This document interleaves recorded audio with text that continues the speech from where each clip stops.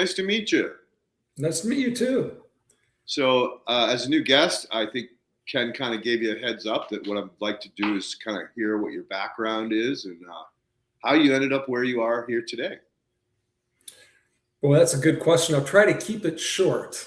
Hey, we got 2 hours, so take your time. So, of all things, I did a doctorate in molecular biology, which is kind of a weird thing because back when I did it, molecular biology was just being born. So I did my PhD at Washington University in St. Louis. I actually genetically engineered plants to be resistant to viruses. So yeah, I'm one of those guys. And guess where I spent my first career? Monsanto. Oh, okay. Yep. So I started as a scientist, again, an early gene cloner. So we can talk all you want about GMOs, and because I was there, I wasn't the decision maker, but I was involved, and I helped launch the very first product in 1995, a potato that resisted the Colorado potato beetle, and I went and did. I spent 10 years on the global leadership team for technology, then strategy, corporate affairs, which my daughters tell me I'm gray and thinning because of them. No, it was global corporate affairs, which included global government affairs. That's a story over a beer, or more than one. And I helped run a couple seed businesses, and I retired. Monsanto actually was a fun company when I first met them in the 1980s.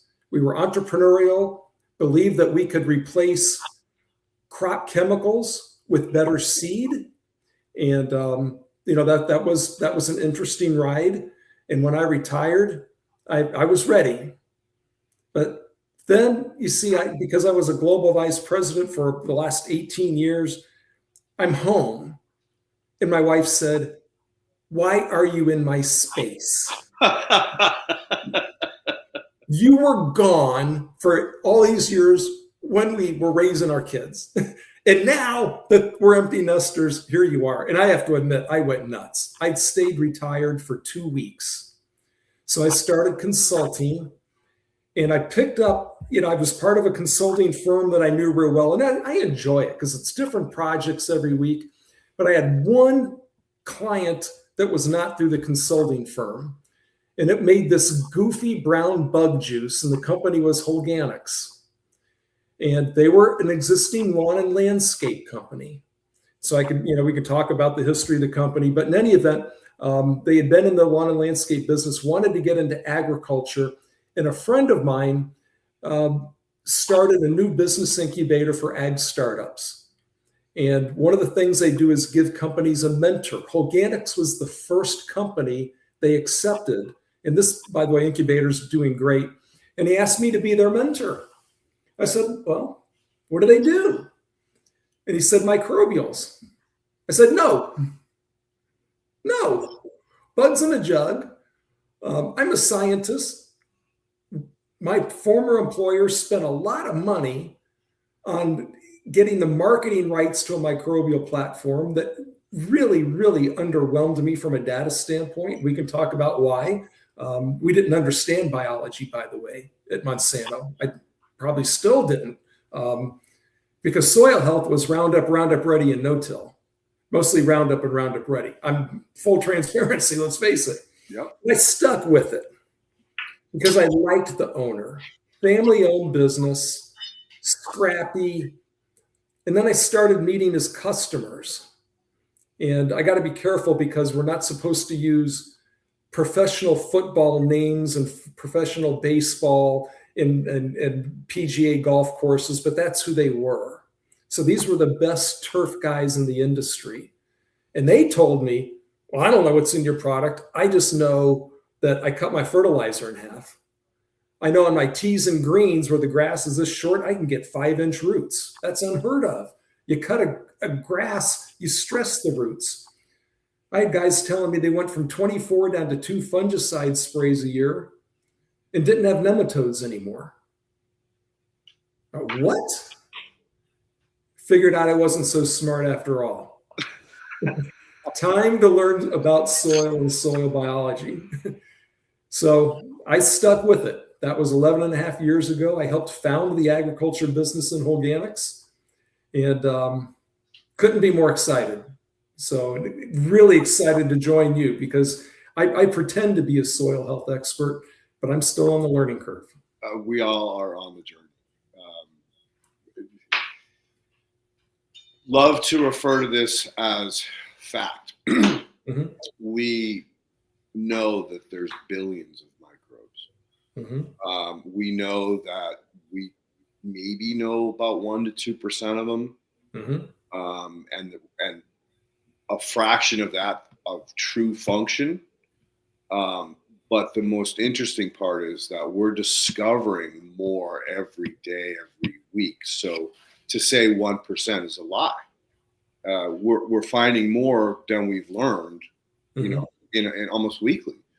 So to say that anybody can say that they know anything, no, we don't know anything. We've scratched the surface of the understanding of how the ecology works, because it starts in the soil, but that's what leads to everything above the ground, right? So we're all on this journey, but I'm really fascinated to hear, more about, the backstory, because, let's face it, GMO is like a swear word. Everybody hates GMO. Everybody's like, oh my God, you're messing with God, you're messing with the earth, Mother Earth, blah, blah, blah, So, I try to stay neutral in everything I do.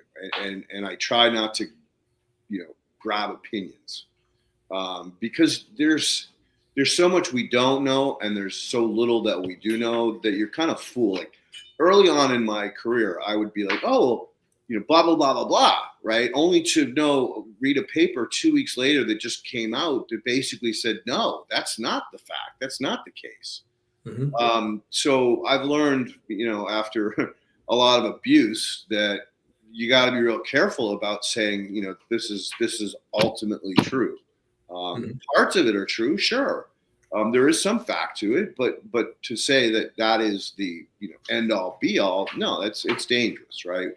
I'm kind of like warming up to the fact that I'm not an enemy in any way, shape, or form, and I understand the value of modifying organisms, and I'm terrified of it getting in the wrong person's hands.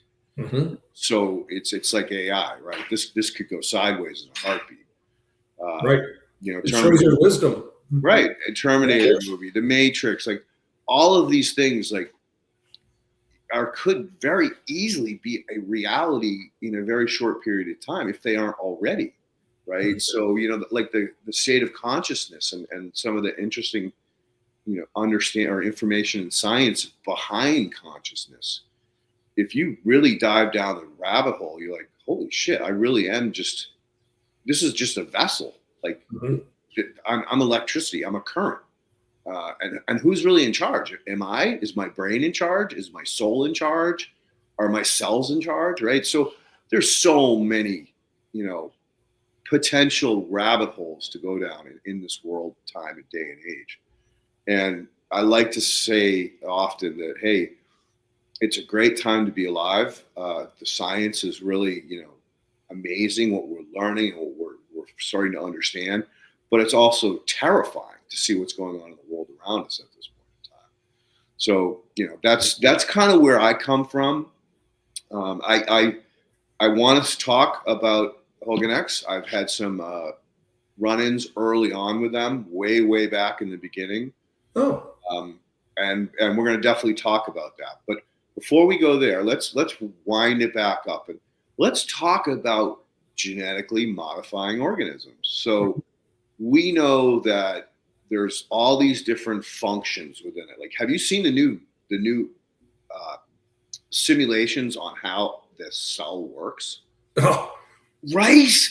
Oh my God, just mind-bending, just absolutely mind-bending, right? I used to think, oh, well, organellos and chords and, different components and working in tandem. But this is like taking the lid right off of that. So and you got in at the early stages of that. So what was the early stages? What did that look like? Boy, it is compared to what we know today and what we knew then. So people will joke that my years of PhD dissertation work could probably be replicated in about 2 hours now. Right? Gee, thanks a lot. How stupid do I feel now? Well, we did everything the hard way. So there's so much we didn't know back then. So if I go back, maybe I should just put it on my sleeve and put it out there because I think this is important to me. So you say playing God. I got accused of that a lot. And I always felt, and I'm Christian, always have been. So that's just me. Am I playing God? And the answer I kept getting was no, as long as I'm learning how God does things in nature to do what he really wants us to do, which is take care of each other, his children. And so you're right. In the wrong hands, anything can be very damaging and evil. But there are a lot of good things we could do. Everything we learned early on, how to identify a gene, how to move it from a bacteria into a plant, we didn't invent.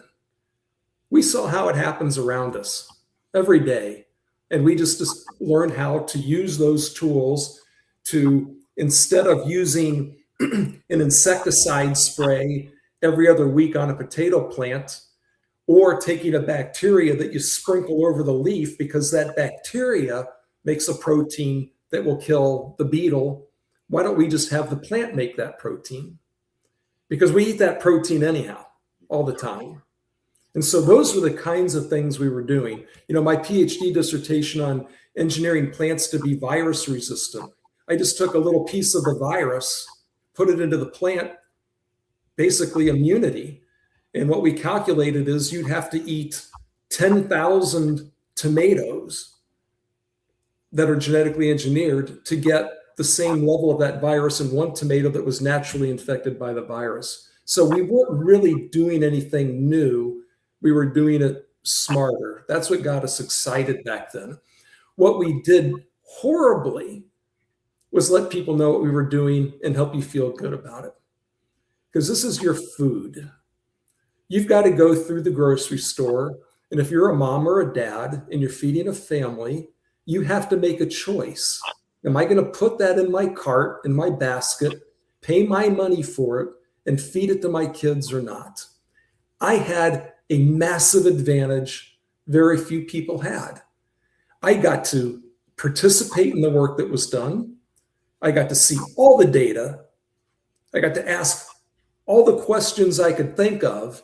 And, you know, as a scientist, we tend to be pretty nerdy with great imaginations. So I could ask all the safety questions I wanted. Now, the truth is, you know, I designed a potato back in the early 90s, for example, that made more starch. Now, why do we want more starch in a potato? When you fry a potato, more starch, less water. Oil displaces water to dehydrate the potato to make it fried. So what did we get? We got a potato that had less fat. Actually, it was crisp, tasted great. I took those home to my family 4 years before the first human anywhere ever ate a GMO. But like I said, I knew what was going on. I got to ask all the questions. How many people on the planet got to do that? So that's a long way of answering your question, but it's to say anyone with hesitations about GMOs, especially coming from a big company they don't know, I never blamed them. It's hard. Well, hey, you know, humanity has caused this distrust. Mm-hmm. A few bad apples have spoiled the cart. Right. Everybody's got stories of being taken advantage of, being lied to, manipulated. So we are at this point in 2026, you know, almost can't believe anything, right? Mm-hmm. I mean, just look at the news, look at the information. It's like everybody's contradicting everybody. So the problem has just gotten exasperated, out of control to this point in time. And I think a lot of the fear really stokes the way people think. And this is where it gets crazy between truth and lie, right? If a lie has been said repeatedly over and over enough times, it becomes a perceived truth, right? So yeah, the fear of, oh my God, I'm eating a genetically modified tomato, I'm going to get genetically modified.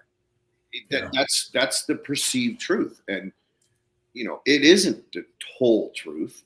Look at plant breeding, and this is something that I try to talk to people about who are very one-sided when it comes to what they put in their body. I'm like, if you look back on plant breeding, what do you think we were doing? We were genetically modifying that plant through breeding it with other plants that had other characteristics. Now, I'm not talking about CRISPR. That's a whole different game when you're splicing genes, right? That's not what we're talking about here. We're not talking about splicing genes. We're talking about adding genetic information, or RNA in most cases, into a plant to get it to shift the way it, or produce different things, right? And I think that's where I would really love you to talk a little bit more about that, because that's the piece most people don't understand. Yeah, so it's interesting. At the same time, Monsanto and the other big ag companies, late 80s, early 90s, when the first big investment in genetic engineering, or GMO now that it's called, there was a similar investment being made in understanding DNA, the whole genomics area, because of course we're all seed companies and plant breeding is the lifeblood. And so people would say, well, you're getting to monoculture. Well, no, actually, without genetic diversity, the plant breeder dies. Actually, so do we all. That's where we get our genetic variation. And they literally, with knowing the sequence of the DNA, where the genes are, and this parent and this one, they're not modifying the genes, they're tracking what happens naturally, because chromosomes that are similar come together, they exchange pieces. We're designed to adapt. This is not the same thing as evolution, because there's no example I've ever seen of actually writing genetic code. Mutations tend to rearrange or destroy information. They don't build it. But adaptation is critically important. We all have to, because the world always changes. So that's why these mechanisms are there. So the plant breeding part is all about getting the gene from this wild relative that the bug doesn't eat, or the insect or the disease doesn't kill, or maybe tastes better or is more nutritious, and putting it into the crops that we can cultivate. So it's genetic modification without actually, like what I used to do, clone the gene, put it in, that's different. This is the kind of stuff that happens around us every day. I have a rose bush out front. It used to have all white flowers. My wife is disappointed. Well, the thing's huge now, but half the flowers are now pink. So it's weird. Now, I know why. I know why that happens, but that's a genetic change. I didn't do anything. I swear. You didn't put any copper pieces around the base of it? Or no. So we talk quite a bit on this podcast about horizontal gene transfer and biosymbiosis, which are nature's way of basically moving the needle, whether you want to call it evolution or adaptation. That's to be interpreted. But bottom line is that nature's doing it all the time. We are simply speeding up the process a little bit when we get into laboratory work. And again, I'm not talking specifically about CRISPR. That's a whole other topic. This is more about encouraging expression by installing different components from one plant into another plant. And now, when you were doing this modification work, what was it like? You pull a tissue sample and then grow it out or install it into the seed directly? I mean, how did you do that? Yeah. So the work actually with the genes involves a lot of bacteria, because bacteria have little circles of DNA called plasmids. It's not part of their chromosome that you can put genes in and out of, and that's normal for bacteria. So the bacteria were the workhorse. There's another bacteria. So if you see a gall, like on an oak tree, almost like a cancer, those are bacteria that transfer part of their DNA into the plant cell where it becomes a permanent part, and it forces the plant to grow and make a home for the bacteria and make a food that the bacteria like. So the bacteria already figured out how to transfer the DNA. What scientists figured out is you could remove all the disease-causing genes in between. All you needed was the very little ends that said start and stop. Then you could put any DNA you want in between. So we would put the gene for virus resistance, insect resistance, glyphosate or Roundup tolerance in between there, and let the bacteria put it in. And then you can sequence it and grow back a whole plant. So that technology took a number of years with a lot of different labs to develop. Now it's pretty routine. By the way, you said earlier, we should always ask questions and make sure that things that we're doing are ethical and safe. Always. Mm-hmm. Agreed. And that comes from morals and standards that are taught through Christianity. Mm-hmm. And that I am not afraid to talk about religion. And believe me, I have many times on this podcast. I was brought up Christian, and as I got older, 16, 17, I drifted away from religion for a long period of time. But I had instilled in me, do unto others, right? That's the foundation. Like, I'm not going to do something to you that I wouldn't want you to do to me. And that's just because I won't be comfortable with myself anymore. I did something that morally is not incorrect, but it takes a chip of your soul away. The more times you do that over and over again, the more times you become morally corrupt to a point where you really just don't care anymore. And we see a lot of that nowadays, in the population, and I tend to call them like zombies, because I don't really know any other way to describe it, but they're so caught up in themselves that they have lost the ability to help others. And I'll say that. I mean, the most rewarding thing any human being can do is to help someone else.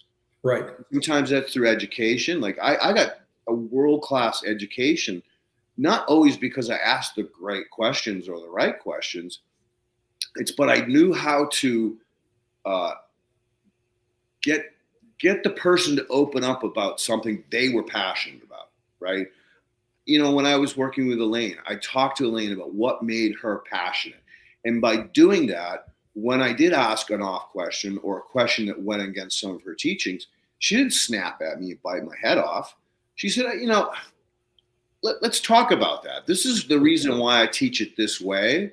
I'm not telling you can't do that, but this is why I teach it, because I've learned these series of lessons. And more often than not, I would go out and try it. Sometimes I was successful, sometimes I failed. But that was the key to getting her to help me. And you should see her, like, she would light up like a Christmas tree when I would give her or ask her a really good question that made her question some instincts or experiences that she had. Like, maybe I was wrong, right? Maybe there is another way to do this. And so that's how I look at the reward, right? The reward side of being human. And it's always wonderful when you get that dopamine, when you get that, feeling of, I helped this person out. And I think a lot of humans have lost the ability to even do that. It's way off topic, but I think it does roll into this kind of like, what am I doing playing God, or am I playing God, or am I just kind of pushing along adaptation? And it's, the question you asked was brilliant, is that, you're checking, you're looking in the mirror and looking in your own eyes, your own soul, and saying, hey, is this the right thing to do or not? I mean, I'll be honest with you, early on when I started working with Elaine, she was like, well, whatever you do, don't like take bacteria from the East Coast and ship them to the West Coast, because they're a whole different biological community. And by the end of the time we got done, and this is a story I've used often, I said, Elaine, I made her rethink that completely, 100%. I said, Elaine, before mass human expansion, there was mass migration. That meant that biology from the East Coast ended up on the West Coast attached to geese or moose or this was happening all over the place. So I don't think that I don't believe that it's not, that it could cause a problem, that I could send a bacterium from East Coast to West Coast that would cause an outbreak. A lot of people get crazy about indigenous species. Oh my God, these are invasive plants. There's no such thing as an invasive plant. This is just nature doing nature, right? Mm-hmm. I mean, that's happened for billions of years. Yeah, maybe we spun it up. Maybe we sped it up. Maybe we caused some of that to happen. But nature's going to take care of nature, right? It's not going away. Well, we're going away, but it ain't. Yeah, I agree. So, all right. So let's wind that down. I'm sorry, I didn't mean to get myself. No, that's good. But I agree with you. And just to emphasize your point, what feels better? I mean, to me, doing something really good for somebody else, that's a feeling. It's hard to describe. I know you felt it. It's a fulfillment. It's something that you just can't get anywhere else. Not money, not power. No, and I was fortunate to learn that lesson in a very profound way, a very painful way. When I went through a divorce, my wife and my children were my life. They were everything to me. I worked my tail off to provide for them, as I was taught by my parents, to make your child's world better than you had it. And I had it great, so I had to work real hard to fulfill that. And when I was found divorce papers on my pillow in the guest bedroom, and I was thrown out of the house and everything was taken away from me, including access to my children, I went to a dark place for a while, dude. Mm-hmm. I will not lie. I went to a very, very dark place for about 6 months. And I had a dear friend of mine who we've been friends since, he was 8 and I was 9 or 10 or 11, whatever. And he just grabbed me basically by the neck and just said, look, you can't fuck this up. You have 3 young children that are counting on you. You've got to get your shit together. Figure out what it is you need to do. And I was a carpenter general contractor who'd moved into stone fabrication. So I'd lived in very different worlds. But I'd learned to manipulate wood, furniture making, cabinet making, any type of wood, any type of situation, worked into steel, welding, cutting, structural. And the way I looked at stone was it was just another material. It was just a very hard material, or sometimes a very soft material, sometimes a very brittle material. But because I had all that experience prior, it wasn't that far out of the box to start fabricating marble and granite. My friends, my associates all said, you're crazy, Leighton. You're never going to make it in that world. You don't know anything about stone fabricating. I proved them all wrong. And I'm guilty of making so much money that I spoiled my wife to a point where when I was working for billionaires at the time and they kept telling me, hey, look, there's going to be a financial collapse. Can't tell you when. I can't tell you why. I would probably get in trouble. But I can tell you it's coming, and you should pay off all of your debts, your mortgage, anything you possibly can. Because when it hits, it's going to be a tough time for 2 to 3, maybe 4 years after that. So I went back to my wife and I said, hey, I want to sell the Cape House. And she said, you're not selling my Cape House. And And that's what started the whole transgression to the point where I got the divorce papers. But needless to say, after Kenny woke me up, bitch slapped me enough times to say, look, you can't just fucking check out. Mm-hmm. I said, all right, I'm going to do something that I care about, something that feeds my soul, feeds my heart, makes me feel good about what I'm doing. When I was installing, marble and granite and a kitchen during 9/11, the woman that I was installing it for was in the other room, and she started hysterically freaking out. And so I went in there. I'm like, Stephanie, what's going on? What's the matter? She goes, that's my building. That's my building. I'm like, what are you talking about? And she had a big TV, and she pointed to this building burning. It was the Twin Tower, one of them. I'm like, what is this? And she said, well, a plane just crashed into it. That's my floor. Those are my people. I was there yesterday. I'm like, holy shit, this is nuts. And then right as I said that, the other plane hit. And I'm like, okay, that's no accident. Yeah. That's no accident. That is something really bad.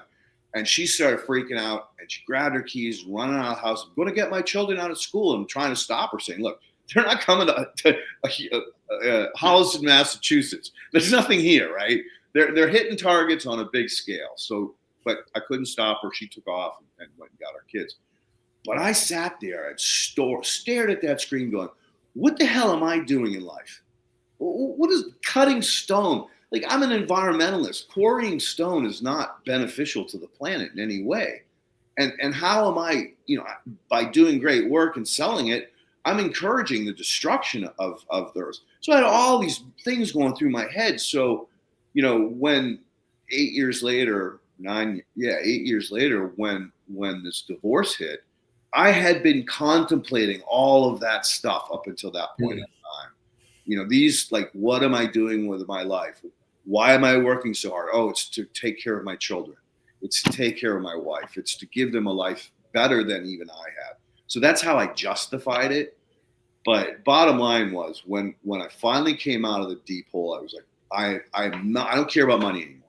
Like, I'd read the book, The Biggest Short. I'd learned that, everything's manipulated. The Federal Reserve is not part of the government. It's a private banking cartel. And so these were like really rude awakenings. And my father had always been in finance. He actually created venture capital, believe it or not. Huh. He was a high-ranking lending officer at a very prominent bank. He was a Harvard graduate, Harvard Business School graduate, so he had a lot of connections, and he was a very bright man. And so he went to his president and said, hey, I got this small business. They're making this incredible product. I want to write a note, lend them on speculation, on the fact that if we lend them this money, they can build their factory bigger, they can get more employees, and they can pay us back with a higher interest value than what we are basically lending small businesses or big businesses at this time. It's a little riskier on our side, but the reward will be greater. And this president said, you know what? I'll give you a shot at that. You've made a good point. You've made a good argument. This is a little speculative, but yeah, go for it. That took off. That actually became an incredible business model, as we've all seen at this point in time. But I was talking to him about these things, in 2009 or even 8, because the real crash began in the fall of 7. Mm-hmm. That I was being manipulated, and twice in my life I'd had my house go from $150,000 to $70,000 in value overnight. How is that possible? Real estate's the safest investment. So I was questioning him on all these things, and he was taken back. He was kind of like, he wasn't insulted, but he was like, I think kind of ashamed that he hadn't like brought me up in a way to understand money in the way that context that I was learning about now. And so needless to say, that's, all of those things led me to, all right, I'm going to go back to what made me happy, which was growing fish and plants together. Right. And then that's what led me to Dr. Elaine, which led me to you guys back in the early days, like way back in the early days. Huh. Yes, I'm sorry. I'm going to try to wind this up, but when I first met, and I don't remember the salesman's name, it was my very first convention, and it was soil related.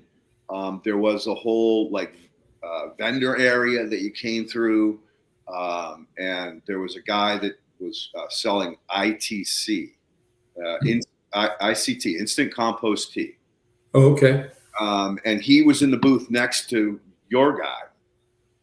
And I had met him through another gentleman. And so that other gentleman saw me and said, "Oh, Leighton, I want to introduce you to," I forget his name, from ITC.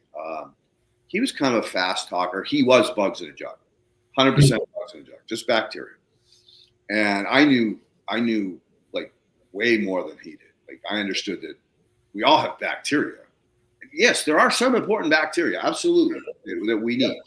But it's more importantly that we get the nutrient cyclers into play. Mm-hmm. That eat the bacteria, that feed the plant the things that the plant needs, and letting the plant direct what they want at any certain given time. You throw a bunch of bacteria that plant doesn't need, well, you're not helping the plant at that point in time. Maybe the bacteria will help them in the future. Maybe it won't. It's really hard to say. Maybe the bacteria already exist in the soil next to the plant. Mm-hmm. So by just throwing a bunch of bacteria, bugs in a jug on a plant doesn't necessarily end well. And basically, yes, he did get some plant reaction. Was it over the top? No, right? It wasn't. It was no better than taking a really good compost, mixing it with water, and pouring it on the tree. I would get better results than him, and I did a ton of beta testing. So the guy next to it, the guy in your booth, was like, he's like, "What are these guys talking about?" Right? And so he came over and he started, chopping it up with us, and he was selling his product to me. He didn't know who I was. As a matter of fact, the guy that introduced me to ITC was a client of mine who had tried his product, but when he tried mine, I blew him out of the water, so he stopped buying from it. And the guy from ITC was not happy about that. He kept knuckling him. Like, who is this other guy? What are you buying? So when he introduced me, he goes, "Oh, you're the compost hash guy." And at this point in my life, I didn't understand what that meant. I took it as an insult, and rightfully so. I don't make hash. This has nothing to do with cannabis. This is to do with soil microbes, right? Mm-hmm. And so the guy from Holganix said, "Oh, wait a minute. What are you doing?" And I basically explained to him. I said, "Hey, look, I take worm castings. I take fish mulm, which is fish manure, there's no such thing as fish manure. When the fish poops, poof, it's organic matter in suspension. And I say I make this really good compost. I take all three of those ingredients, I put them in a washing machine, and I wash them. And then I take the liquid that comes out and I screen it through very, very fine stainless steel meshes. And then I press it and make a cake with it that's now shelf stable forever." The liquid's highly unstable. Like, it will go anaerobic in a day. Yeah. So I learned early on I couldn't sell it that way when I was down at Rodale. I was playing with freezing. I was playing with all different types of methods, pH suspensions, trying to get a shelf-stable product that I could move to anywhere.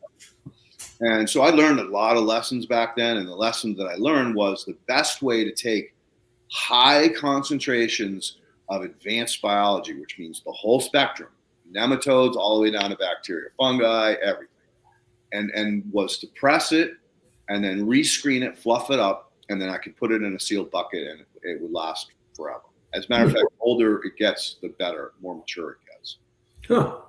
So now the guy that was in your booth, I wish I could remember his name. It was just like, do you remember what year it was roughly? This would have been right as I was getting ready to leave Rodale. So it had to have been 2012, 2013, somewhere around there. I mean, when was the company formed?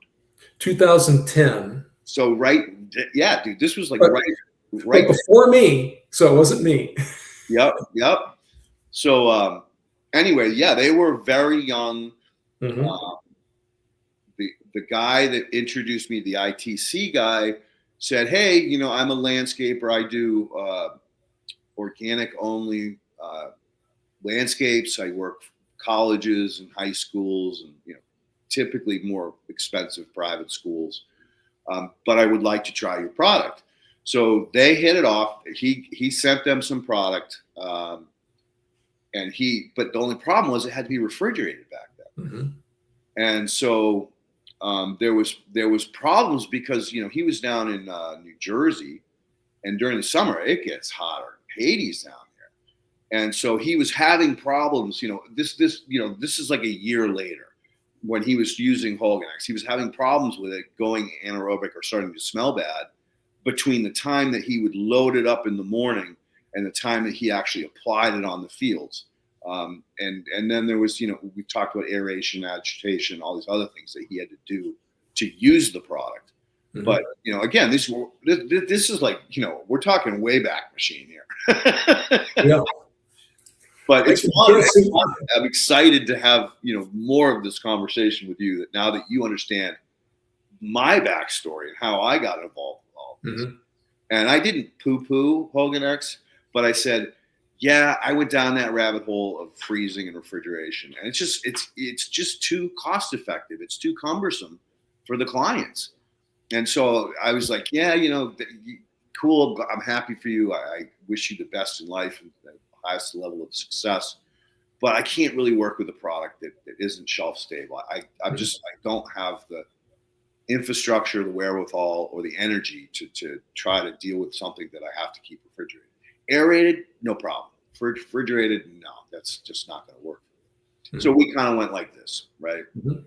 And now here it is, 15 years later almost, or 14, 15 years later. Yeah. And I'm having a conversation with you about the same product, and I am sure you're going to tell me some amazing stories of how they moved out of what they were doing and into the agricultural world, and again, like, I'm one that supports all of us, because it's going to take the village, it's going to take the city to turn this freaking aircraft carrier around. We have got to respect our soils. We've got to teach these farmers how to get away from all of these synthetics, these fertilizers, these pesticides. Mm-hmm.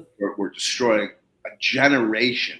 Like, the kids nowadays are so sick compared to when I grew up because of all that exposure to not only eating the crappy food that doesn't have nutrition, but the food that's been covered with pesticides and insecticides. And so yeah, let's move now into your path as you started to help them through the incubation cycle.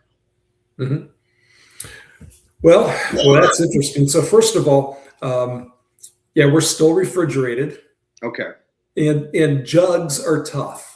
1 gallon jugs.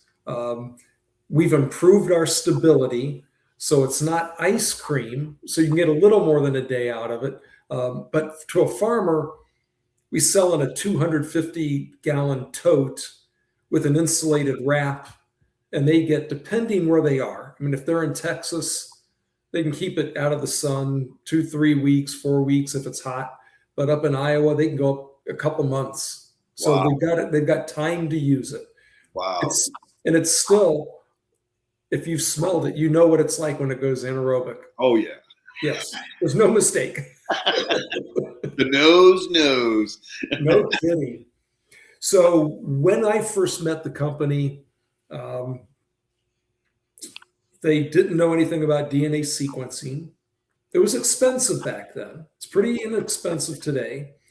They thought the product was mostly lactobacilli, which is interesting because that's fine in yogurt and such. It's kind of unusual in soil, but okay. But we've come a long way. So we continuously improve our process. We do DNA fingerprint every batch now for quality control. And we get really, really good results. And by the way, I should stop and say, I totally agree with you. So being someone who's spent now, well over 40 years in agriculture, no farmer wants to buy only from one supplier. So we need a village. So, I mean, I'm intrigued by your product that you found a way to stabilize it through something that's solid. We've also tried spray drying, encapsulating, freeze drying. Mm-hmm. Doesn't work. We lose way too much viability. Yep. So, Yep. yeah, so we're interested in what you've got. But when I joined the company, we knew nothing. They knew nothing about agriculture. They had a pretty good lawn and landscape track record. So it took several years to generate data because the use rate on a farm, their budget is not quite the same as that of a high-end golf superintendent. So we had to make it something that was affordable enough that guys would even talk to you again and not escort you off their property with a gun. Yeah, and the farmers tend to have quite a few guns. Yes, they do, and I respect them. So yeah, we figured all that out, and through the years, like I said, it was the customers of Holganix that got me thinking, I need to really dig into soil science. In fairness, as a scientist, up until that point, 2014, 2015, it didn't feel like there was enough research focus. Since then, so I read a lot of peer-reviewed, published scientific journals. It's exploded, which is really good to see. That means people are paying attention. There's money going into it. So I learn stuff every day, which is amazing. Probably the punchline to what you just said earlier, we get far better results when our customers really, really trust us and back off their N, P, and K. Back it off. Make the plant want to work with the biology. Because if you overfeed it, especially nitrogen and phosphorus, it doesn't invest in the root exudates. So what do the microbes do? They've got to get their energy source from the ground. Well, now we're going backwards. We want the plant to feed it, not the soil organic matter. So it's just, and we're doing a lot of science now that we can do the metagenomics, we can measure exudates.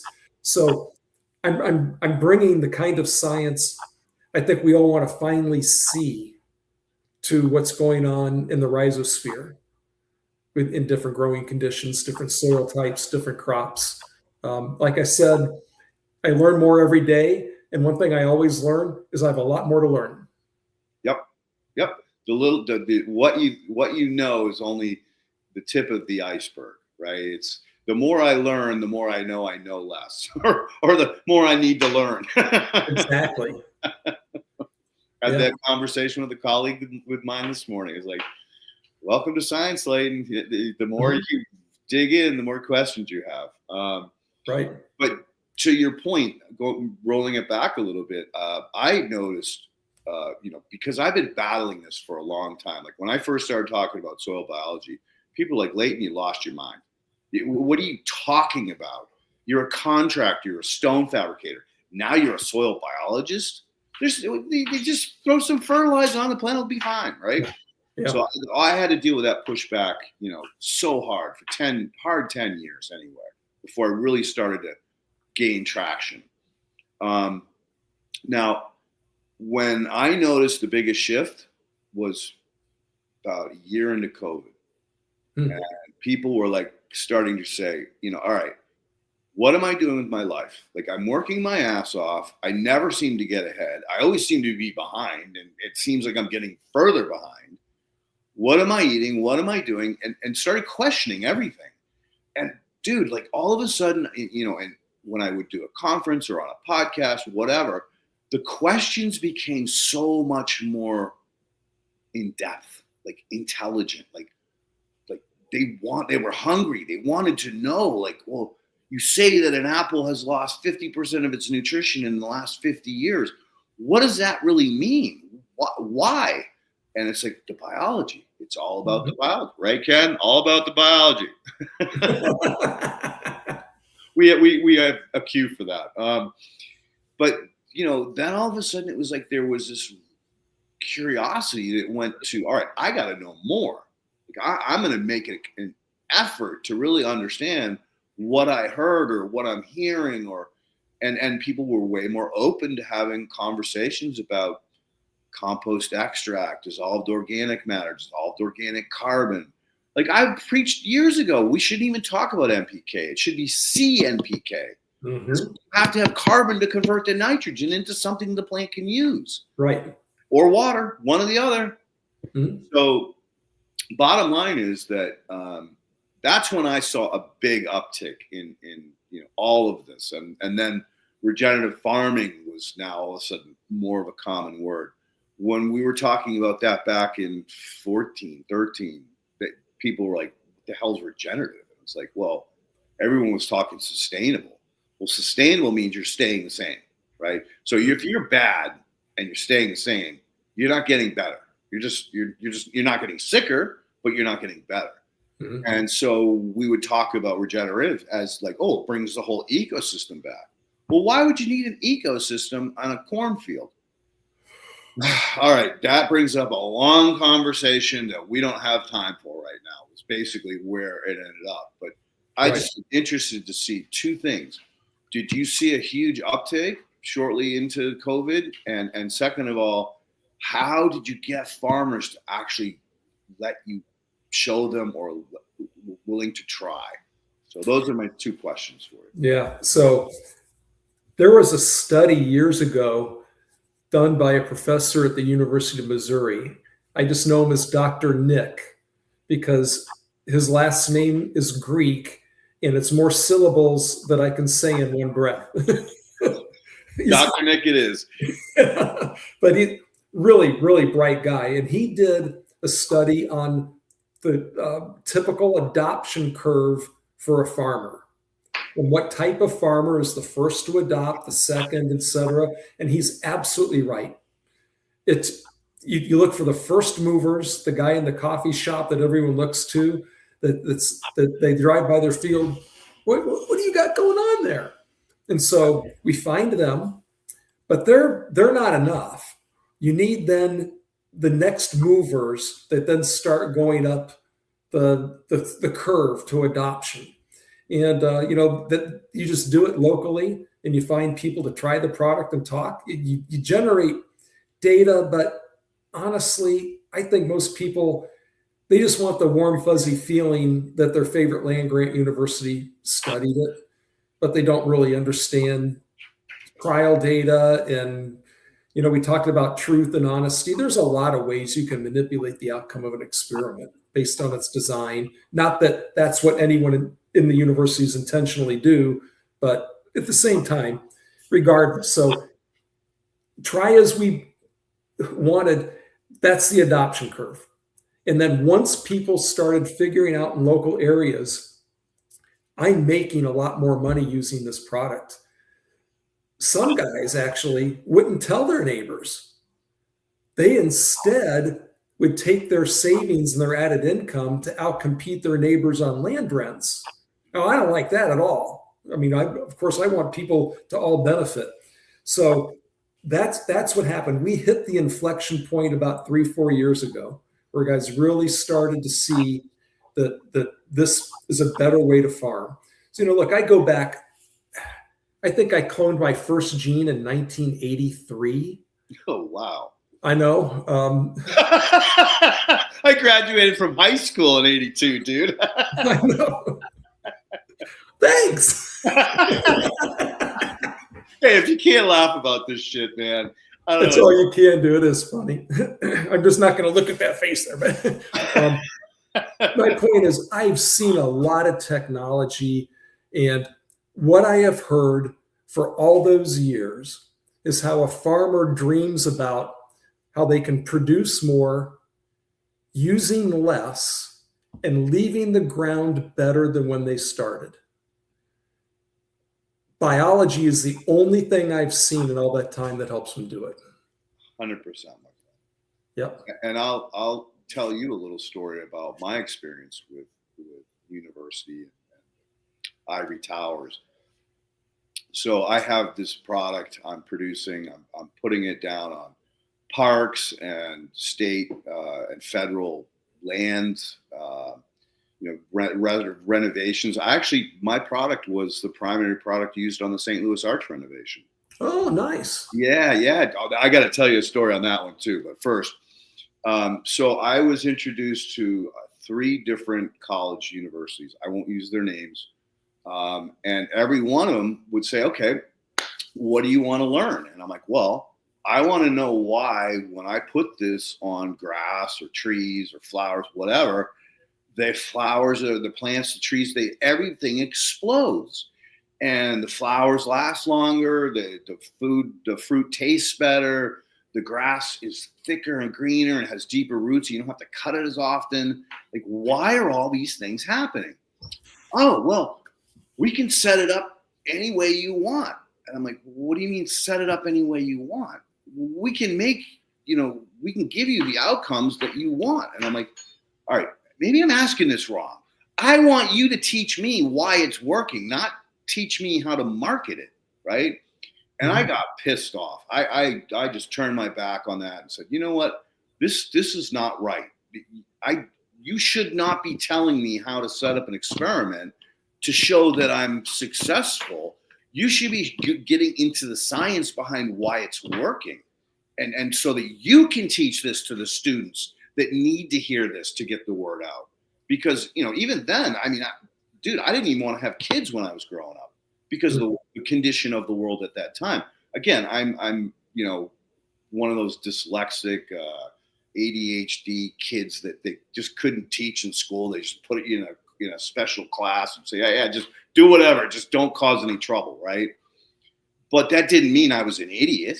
That means I would look at things much differently than everybody else. And I would question everything. So I drove teachers nuts.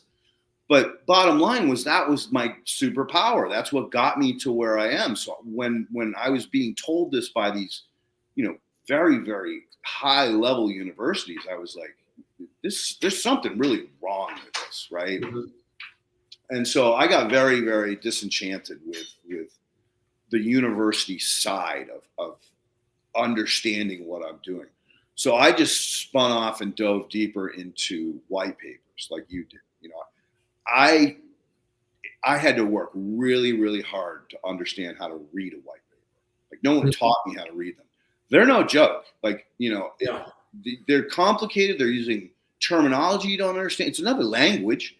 And then on top of that, there are all these references that you need to kind of go read about somewhere else to understand what that sentence meant.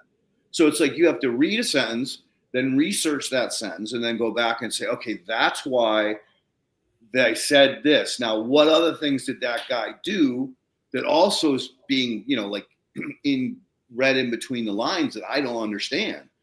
So that is where I went and just took a hard right turn away from trying to understand or paying someone to tell me how it worked to I got to figure this out on my own, right? Mm-hmm. And so through a lot of hard work, a lot of rereading over and over and over again, and then chasing that rabbit down rabbit holes, that's how I really got my education, on top of being able to ask really good questions to people that were way smarter than me, that got them to light up and want to tell me more about it. So I got both the audible side of it.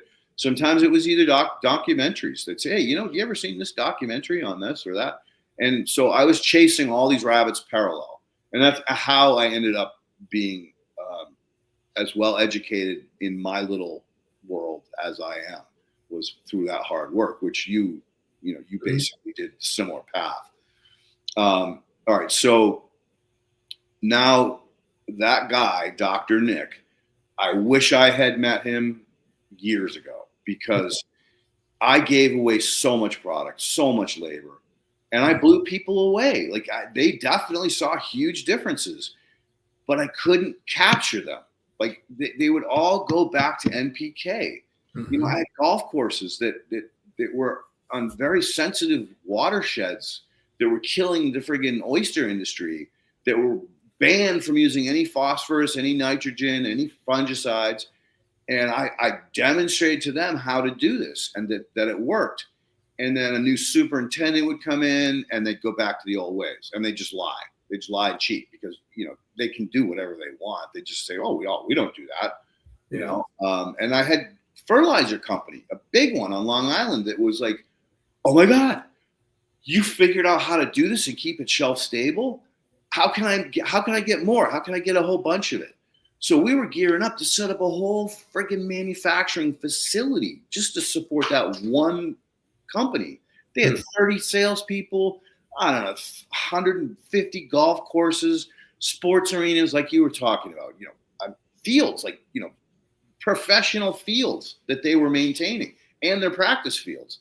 And so we got a very high level meeting with the owner. I brought in my whole science team plus my financial guys, and we had this, incredible meeting. The guy was just all about it. We left. We were all excited, and then we didn't hear back from him. And so the gentleman that introduced us to him was Bob Wilkinson. Bob Wilkinson was the New York Yankees superintendent, so he had some horsepower. And so I called Wilkie. I'm like, Wilkie, what's going on? Why isn't your guy calling us back? I left him messages. I've sent him emails, and I'm not hearing from him. Wilkie goes, all right, give me a minute, and I'll get back to you tomorrow. And so Wilkie went down and met with him and said, what's up? You were all excited when we came in here and gave you the presentation and blah, blah, blah. He goes, look, man, I can't risk it. And Wilkie's like, what are you talking about? He goes, I had my main three fertilizer supply companies come in here and say, you start selling biologicals, we're going to triple your price or shut you off. And he's like, I have 30 salespeople. I have 15 people in the office and billing. I can't shut my company down for a biological, even though I have all of these places I could use it and want to use it. But I can't just close my business due to this.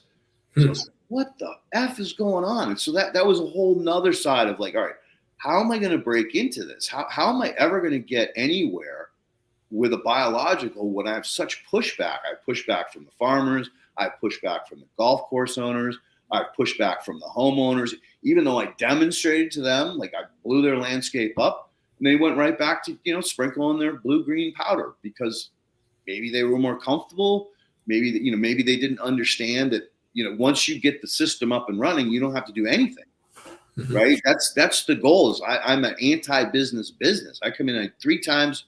I apply to your property, and as long as I have inoculation, then I'm gone. And my best chance is that you tell your neighbor or somebody else, your friend, about me, and then I can keep going as far as my business is concerned. So those are the kinds of challenges that I ran up against, and I had no support. I didn't have anybody, that had money or perhaps information about how best to work with people, because that's half of it's being a salesperson or a marketing person when in this world. Unfortunately, there's a lot of greenwashing and a lot of manipulation in sales and marketing. Is there any truth in advertising? But anyway, again, I'm sorry I'm ranting on you, right? But you're stirring the passion behind in the adventures I've been through. So you've broken into an area that I've desperately tried to get into because, let's face it, landscaping is huge. One of the biggest polluters on the planet. They're all golf course. They're all surrounded by water. All these very high-end houses are on watersheds, rivers, oceans, streams.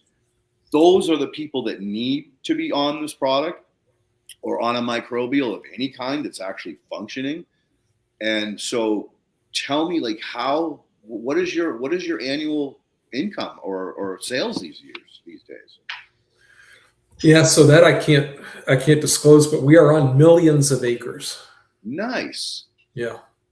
And that's everything, landscaping and farming. Almost our whole business now is farming.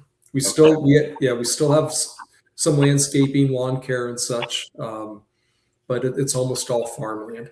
So you said earlier some of the things that we see as well. So, and I think you mentioned that your product has everything from bacteria all the way through protists and nematodes. Yeah, like ours. So when you said, the landscape explodes, better roots, I'm sure better water infiltration, lower bulk density, on and on and on. Yeah, because we're adding what we say we do, you and me, is we put life back in the soil. And that's what we're doing because our products probably have a huge overlap in what they're composed of. I chose early on, and this is where having an ag background helped. I knew if I went to the typical distribution channels, we would get lost because our products are not easy. They're not a soundbite. There's not a mode of action. When I first joined Holganix and started to found the ag business, I had old friends call me, Dave, what are you doing? And they'd say, well, what's your mode of action? And I just want to, there's thousands of different species of, bacteria, archaea, all the fungi. Which ones do you want to talk about? So that's the mindset that we have to deal with. So what we do a lot of direct sales. And we also work through those influential farmers. And those are the ones that are not afraid to share with their neighbors what they're doing. We do a lot of work on the farm with our customers. So what is a bad day? And I gave away a lot of product early as well because I didn't have a big budget. We were just starting in ag. But how many times then did you hear, well, I didn't see anything? When the truth is, the hired guy probably never put it out or forgot where he put it. And then he's measuring performance using an uncalibrated yield monitor, which at best only gives an estimate of yield. So we don't sell yield, we sell soil health.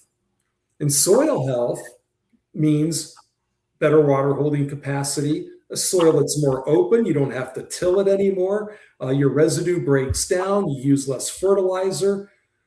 Wow, you mean you don't see the white molds and the tar spot like you used to, or the nematodes? Yeah.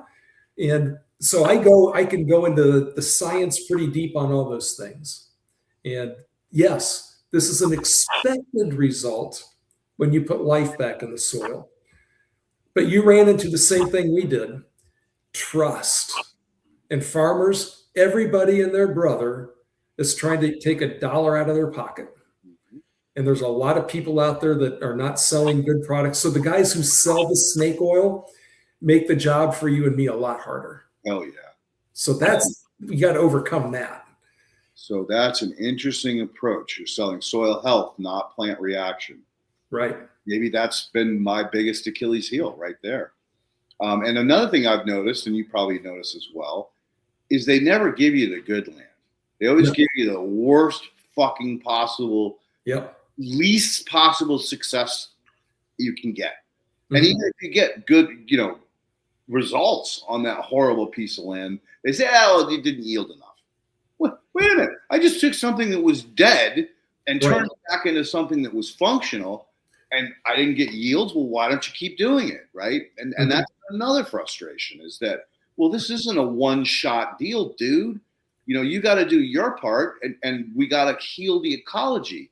May take 3, may take 6 applications. We got to get the soil functioning again. Right. I tell them, put me on your worst ground first. Well, again, I agree to that, but you have to manage expectations. Exactly. Always. Because your worst ground isn't going to suddenly become your best ground. Maybe in time, but not. Over time, for sure. Yeah. I've seen it over and over again. Over time, yes. But you got to give it the chance to work. And you got to have farmers trust, like you said. Because if they don't trust you, they ain't going to continue that program. They're going to go right back to what they know. Yeah. So instead of relying on yield, because our products can be phenomenal, but did they get rain at the right time in August? I mean, there's so many factors outside of our control. We go and we show them we're improving your soil. We're improving nutrient availability, even though you applied less. You actually are getting more your organic matter is going up, and it goes up at a rate I didn't think was possible, especially when they combine it with no longer ripping the ground up with their plows. Yep. That's a real important thing. We show them bulk density decreases. I've had a farmer, talking to another farmer, "Oh, how much rain did you get last night?" He said, "All of it. No ponding, no crusting." I went to a farm on really good ground outside of Peoria, Illinois, a couple years ago. Part of our soil health tours that we do in the summer, he got 3.5 inches of rain overnight. And we went out that morning to dig roots and pull some soil samples. I barely got mud on my boots. Right. That's life back in your soil. Yeah, it is. It's so amazing when you see that. Yes. I'm very blessed to be working on a long-term project with Los Alamos Labs on erosion control. And Okay. I'm really getting excited about this next step. We did a fourth quarter 2025. We rolled into 2026 on an MSBA grant. Long story short, there was a lot of mistakes that were made, and we're in the process of getting the company to take the handcuffs off us, because the company wants to manage us instead of allowing the science to do the science. Mm-hmm. Typical of companies, there's tends to be this hierarchy and control and power struggle within the company. Well, I don't want to do it, and I do want to do it. I have had part of the company say, "Go do it," and then I get yelled at by the other half of the company. Why did you do that? Right? So there's that delicate balance of getting the trust from all of the members, so that they say, "Okay, you're not trying to steal anything from us. You're not trying to be a competition. You're trying to help us move forward." And they have a phenomenal potential. They have a machine that converts food waste into a biological fertilizer. It does. Mm-hmm. We actually did a project or test, tomatoes and sand. And we increased the clay 4x and increased the silt 3x out of sand. This was contractor sand. There was no clay. There was no silt. So that's right there showing you that we're building structure that will allow further succession plants to survive in these potentially, sandboxes.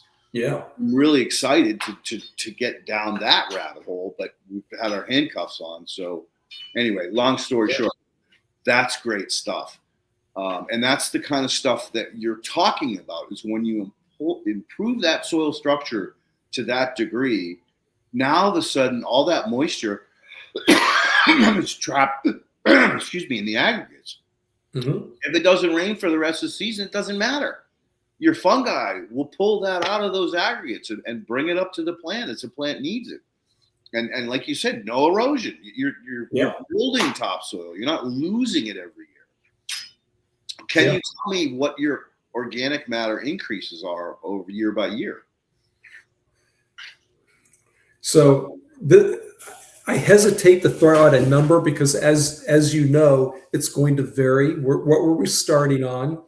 And when we say, "Did you really back off fertilizer? Are you really not tilling?" We know, but we've seen 1 to 3/10 of a point pretty routinely. Nice. Which is, again, depending. I've got some guys on sand in western Nebraska, close to the Colorado border. They say after 3-4 years, their soil is visibly darker. Mm-hmm. That's stunning that it happens that fast. Mm-hmm. So now he can actually, like you said, get aggregates. Yeah. Yeah. My one of my clients in Illinois, you would take your hand and try to penetrate the soil, and it was like this. It was crust. You couldn't get even the tip of your finger in. Right. Now you can bury his hand all the way up to his friggin' wrist, and further if he continues to push. That's amazing. And same situation. He says, "Leighton, man, my neighbors, we didn't get rain. My neighbors' fields are all dried up, and the plants are shrunk or shriveled or stunted, and my plants are doing great." And I'm like, "Dude, I told you." He was one of those farmers that was like, I worked with him for 2 years before he even tried it. And the only reason he tried it was because of the war in Ukraine and the fertilizer prices skyrocketed.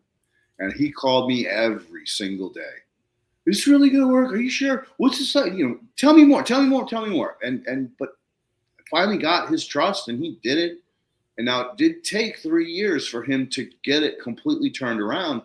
But year 2, I got him to put cover crops in, and at the end of year 1, he put cover crops in, and he put winter rye, which I told him probably wasn't the best idea. I told him to get clover, but he said the clover seed prices are way too expensive out here. The winter rye was super cheap, and so I went with that. So in spring, he calls me, he goes, "Oh, we got a problem." I go, "What's the matter?" He goes, "Well, I'm gonna have to till this year."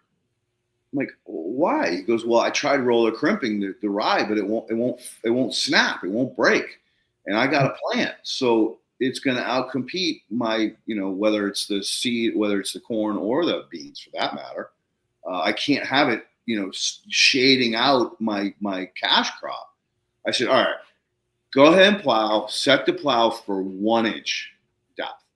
I go, that should be enough to knock them down. And he goes, "But Leighton, there's dips and tracks, and there's going to be areas it's not going to work." I go, "Look, just go over everything and try it, right? And if you got a spot that's really bad that didn't work, go back over it a different direction so the thing goes down in it instead of across the top." So he goes, all right, and he did it. Calls me back a day later. He goes, "I got a problem." I go, "What's the problem now?" He goes, "My soil's sticking together in these big clumps." "You got aggregates?" He's like, "Well, what's an aggregate?" I go, "Oh, dude, man, now you don't understand that it's going to hold the moisture. It's going to help you in these dry periods." He goes, "Well, I got another problem." I go, What else? You got? That's not a problem. That's a good thing." He goes, "We got earthworms everywhere." "Earthworms already?" I'm like, "Oh my God, that's fantastic news." He goes, "They're not going to hurt the plant?" I'm like, No. They're gonna tunnel down and get air down into your soil and help further aggregation. And so he goes, "Oh, I got to go. My neighbor's here." So he hangs up, and then he calls me back like an hour later. He goes, "My neighbor came over here because he saw me walking around, screaming at the phone, ripping my hair out, and he was worried that something happened to me." And so the old timer who's been farming 3rd generation, he's in his 80s, ran over to Kyle. "Are you okay? Are you okay?" Because Kyle's a young buck. He's early 30s. And so Kyle showed him the claws and said, "Look, I got claws. I got aggregation." The farmer's like, "What the hell's aggregation?" And then the farmer picks up the claw and he goes, "You got earthworms, dude." And Kyle's like, "Yeah, I know, right?" And the guy goes, "I have never seen an earthworm in this property in my life." That's how bad it is, dude. That's how much work we got to do. Oh, there's tomatoes at Sam.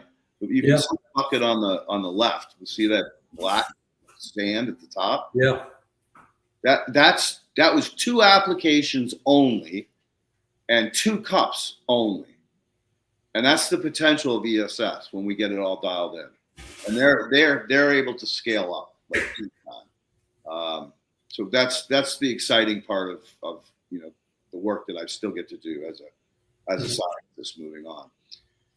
Let's not make this about me. Let's reel you back in. So how the hell did you get to protozoa and nematodes from where you were when I met you guys? Because you were pretty much bacteria. I don't even remember if you had any advanced organisms at all. I think they were in there. They just didn't know how to look for them. So, I mean, the product is based on compost tea. So, compost teas should have all those things in there if they're brewed right. And but they only did certain plate assays and totally missed that stuff. So, I'll be honest. They did give me some to play with, and the first thing I did was scope it, and I didn't see the protos. Now, not to say they weren't in cyst form. They could have been in cyst form. Like I didn't apply it to soil and then come back and test the soil, which is what I really should have done. But at that point in my life, I was busy chasing, so many different rabbits that I couldn't just dedicate all my time to what we call beta testing. I enjoyed beta testing because I got to see what else was on the market and what I was up against. But when I scoped it, no, it was just bacteria. Huh. You didn't even see fungi. No. And again, like, not all compost is equal, right? So they could have just been making crappy compost, or maybe they were buying it instead of making it. I don't know. But again, this was in the very, very early days of their company. And again, the guy that did use it had success. He definitely had success. So there was something in there that was working.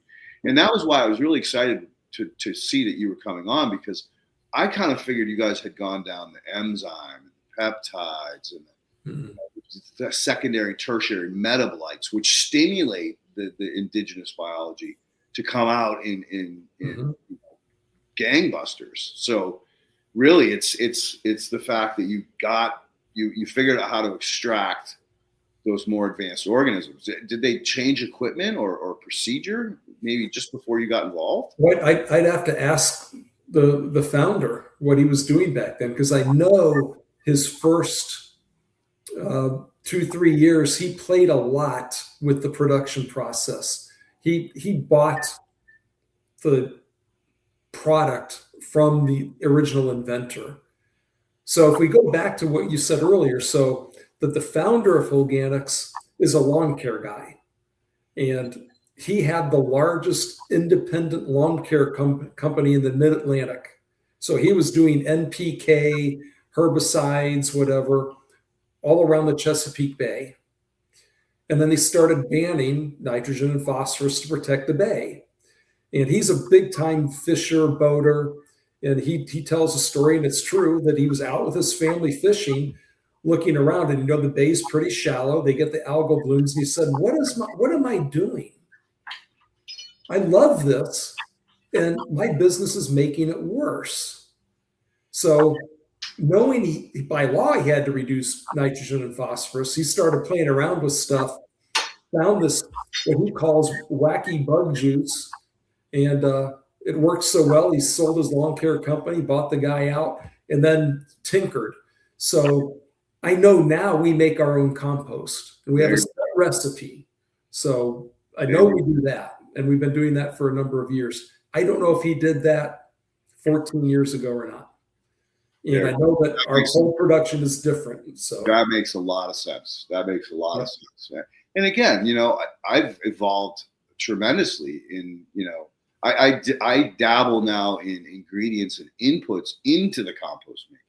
Like I'm like now that I have my cheese pizza, now I'm playing with toppings and mixing different compost batches together for depending on what I need. And this is another real good question. Like, when you get onto a farmer's property, do you do a battery of testing to create a baseline that you can go back to them and say, hey, we've improved this, we've improved that? Or do you just say, just try us and we'll see where we go? No, we do now. And so we actually have DNA sequencers. So we'll do the metagenomic analysis. We do the whole Haney test profile, tissue testing. So we look at the whole cycle, because again, we want to give evidence and confidence that if you put life back in your soil, you really, really can back off your fertilizer. And with fertilizer prices, you'd think that would be good news, but it's hard. And I understand it. If you're a farmer, especially second, third, fourth generation, you know how dad did it, how grandpa did it. What you can't be is the guy who screwed it up and loses the farm. Right. So I have a lot of empathy for them in that. But so we work with them, just trust us. And then again, after a year or two, they're like, I'm never going back. I've had guys literally sell their plow. Nice. So, yeah. So do you use biomakers? Do we use what? Biomakers for your testing, your genetics? We have before, but no, we do it in-house now.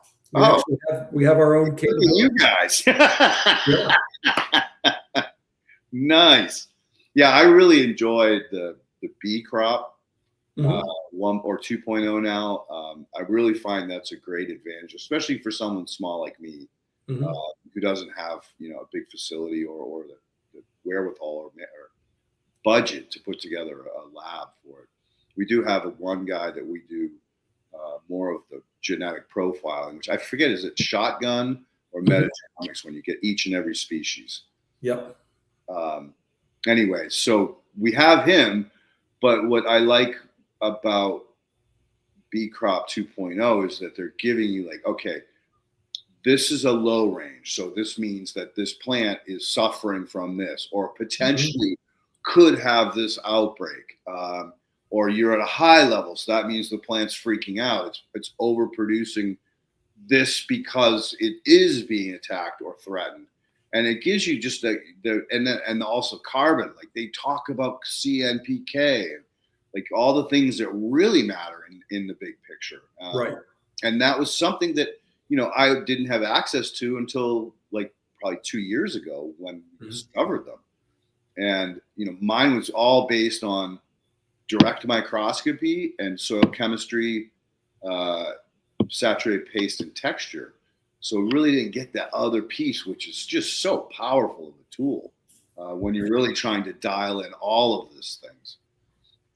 One of the things I've been working with my colleague Craig on for the last 2.5 years is taking all these data points, so water, tissue, sap, soil texture, saturated paste, B crop, and plugging it into a dedicated computer, and then sending out individual agents to work with data mining on other pieces of information about like, oh well, this water has this hardness, so it's going to affect this over here in chemistry. So you want to make sure that you have more of these solubilizing bacteria to perform. It's that is a beautiful thing about these large language models. They scare the hell out of me because a lot of people rely on them and they can hallucinate, and you can get Mhm. in a world of trouble real quick if you're not fact checking, data checking everything.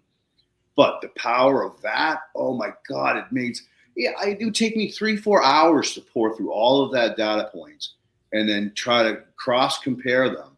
And we Mhm. literally punch in all those test sheets into this machine, and it goes out, and within 2 hours it comes back. Not even.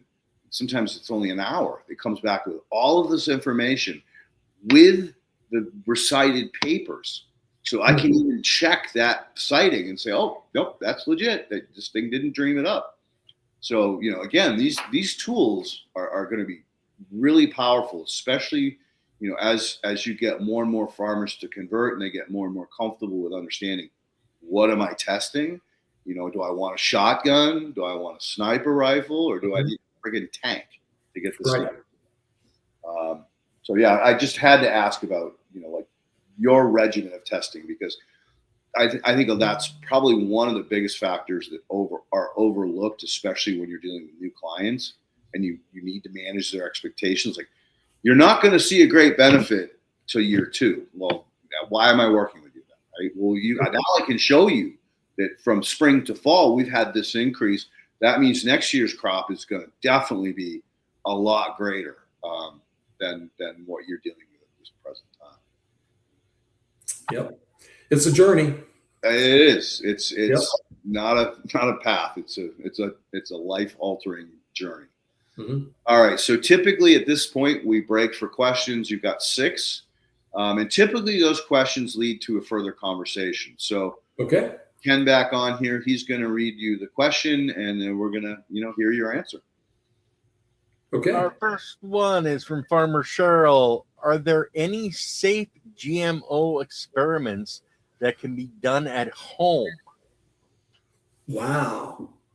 I'd have to think about that.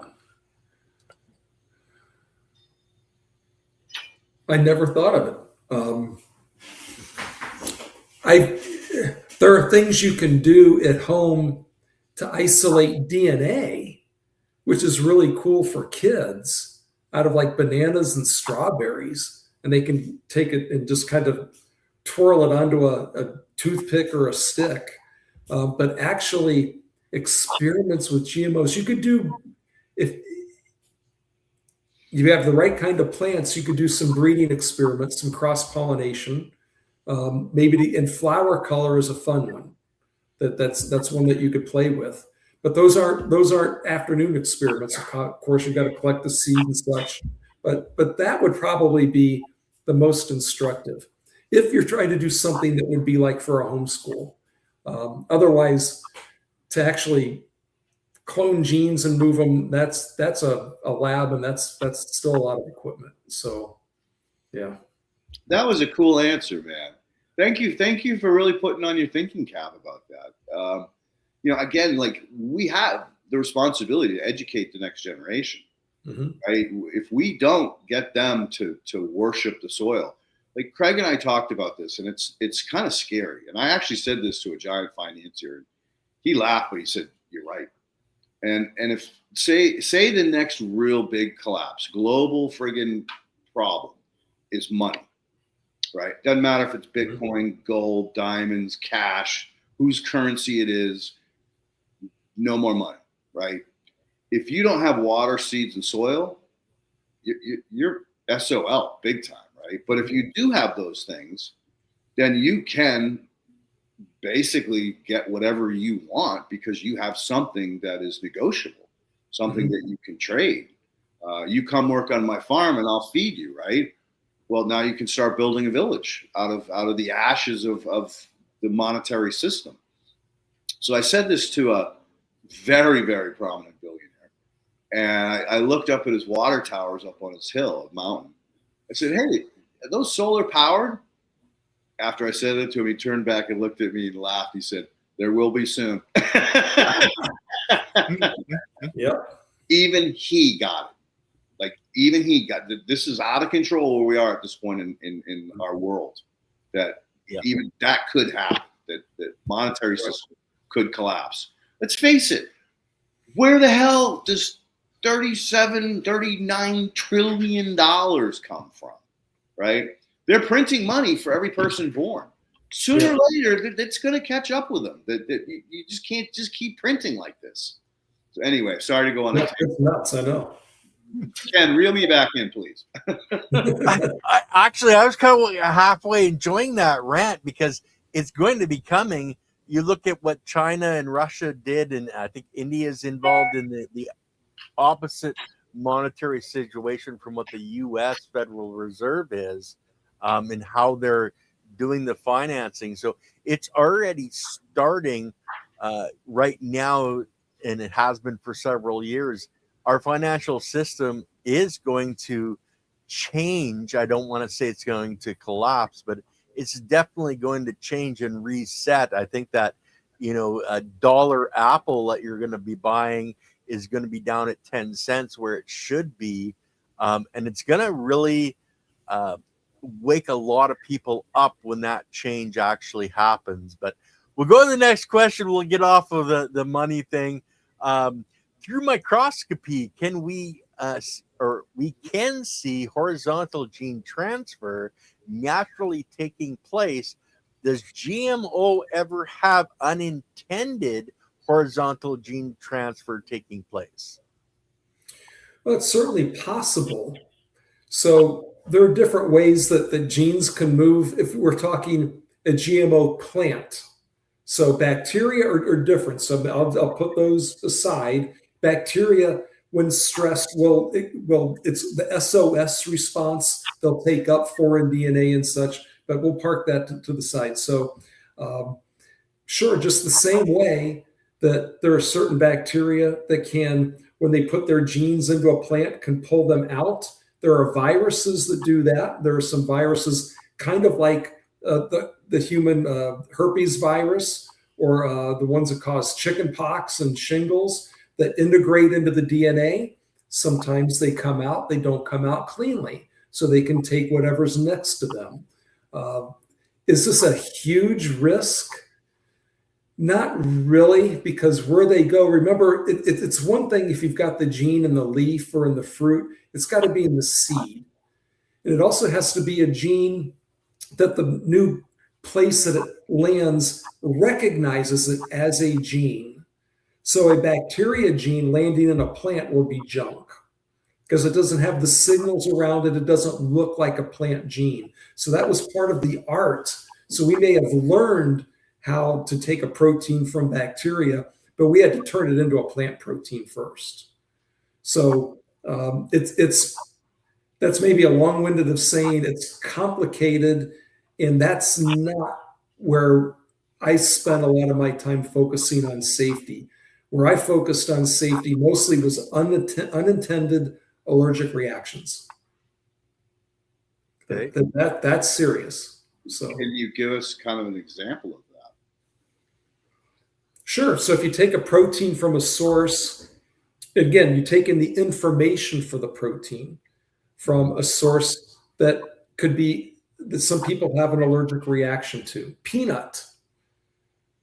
And then if you put that into a place where it normally wouldn't be found, like corn, are you suddenly going to have people have a peanut type reaction to corn? Well, we know what those proteins are people are sensitive to. So today that would never be approved. It should never be approved. No one should even work on that stuff.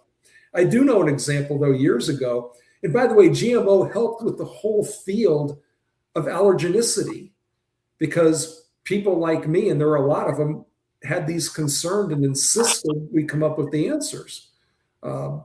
So we had a product that would have been a multi-billion-dollar product in corn in the 1990s.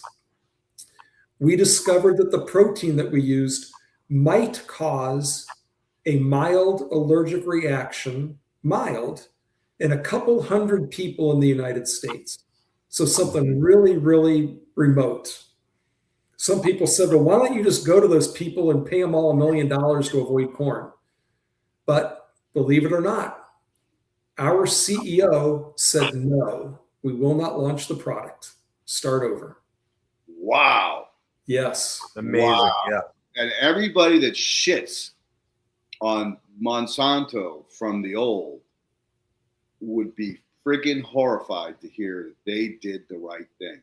Right. So many corporations are like, based on our risk management, it'll be cheaper to pay out the millions for the lawsuits than it is to just fix the problem. Mm-hmm. And, that's the kind of shit that goes up my, backwards, because that's not taking care of the responsibility that you were given as a business manager, owner, or CEO. You are supposed to take the human life as sacred and not as, we'll just pay them off as they die. That mentality. Mm-hmm. Anyway, I could go on another rant on that one. And you and your listeners are probably just a handful of people on the planet that heard that story. We never told our story very well. No, you didn't. And you definitely got a couple black eyes and stains on you for sure. Yeah. But I have another question. It's a little bit irrelevant, but we've touched on viruses, right? Mm-hmm. And this was something that is taught in school, that viruses are not alive. Now, we have to define life, right? Life is complicated. Like, I don't think that there's any one way to say that undeniably a virus is not alive. Can you talk on that at all? I mean, yeah, I'm real familiar with viruses because I did my dissertation work with them and such. If we look at the typical definition of life, a virus would not be alive because on its own, it cannot respire, it does not grow, it cannot multiply. It's an obligate parasite. So it needs to be in something else. So does that make it then alive when it's being a parasite? I mean, this becomes philosophical. But generally speaking, if you look at most definitions of life, a virus, a prion, things like this would not fall in the category of living. In the soil, do they matter? Oh, yeah. Do they matter in you and me? Absolutely. Most of them are good. Right. That's another thing I was going to go to. But like you look at mitochondria, right? Mm-hmm. Mitochondria is a critical part of the cell of life. Right. But the two organisms came together. One of them kind of sacrificed itself to become this new thing, right? So yeah, that's a whole other conversation, but right? no. We don't have time, okay? But Well, I see, maybe- I hear what you're saying. The organelle, I mean, it's the power plant. Without the power plant, right? there's no life. So you get into like the horizontal or the biosymbiosis, where again the same similar things. One bacteria allows another bacteria in first into the outer shell, and then eventually, if they decide to take it a little further, goes inside of the center or the inside, and then it becomes an oregano. But then when that bacteria divides, that oregano becomes a nucleus. So you can say that the oregano isn't a life or isn't a live form, but when it divides into another bacterium and becomes a nuclei, like, dude, I probably need to have you come back and talk about the philosophy and the depth of this of life forms, right? Yeah, and we can talk about that whole theory of endosymbiosis and organelles. What we know today, the elegant complexity, the massive number of changes, random chance, it's zero. It didn't happen that way. It's a cute story, but I don't blame you, because we were all taught that. I taught it. I not only believed it, I taught it at one point. But things have, Do you ever kick yourself in the butt, Dave? Oh, you have no idea how many times. Well, I'm just glad that you moved forward. Yeah, hey, anybody that tries to deny God will ultimately come to the conclusion that there had to be a God. Yeah. There had to be something, right? I'll give you an example. Real quick, I know we're going really off topic. In every one of your cells, there's almost 7 feet of DNA. Mm-hmm. In a bacteria, there's maybe a millimeter. I have no clue.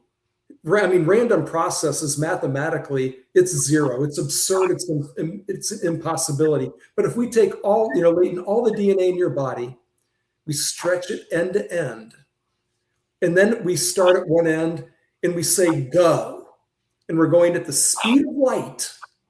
The speed of light is 186,000 miles per second. It takes us 5 hours and 48 minutes to get to the other end. Insanity. But you're random. No. And your body contains machinery to copy it perfectly in about 2 hours. Dude, the mechanism behind the flagellum, the motor, it's mind-boggling. And to see it being demonstrated in archaeology and technology in India, in these temples, and it's just like, wait a minute. How long have we been around here? Well, my younger daughter just finished her PhD in developmental and stem cell biology. Wow. So she studies, everything from basically the formation of the sperm and the egg through death. And again, I keep going back to elegant complexity. Our DNA works in 4 dimensions. It's not a gene on one chromosome. They talk to each other. Again, the more I learn, the more I know I don't know. It's just so complex. The egg decides which sperm comes in. It's not There's a mechanism there, yeah.